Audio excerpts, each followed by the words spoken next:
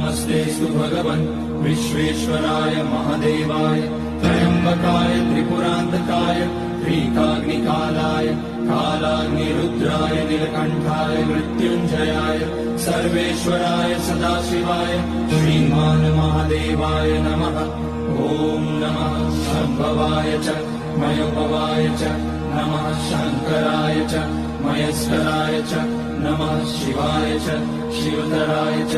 ॐ त्र्यम्बकं यजामहे सुगन्धिं पुष्टिवर्धनम् उर्वारुकमिव बन्धनान् मृत्योर्मुक्ष्यमामृतात्। नागेन्द्रहाराय त्रिलोचनाय भस्माङ्गराय महेश्वराय नित्याय शुद्धाय दिगम्बराय तस्मै नकाराय नमः शिवाय। मन्दाकिनी सलिलचन्दनचर्चिताय नन्दीश्वर प्रमथनाथ महेश्वराय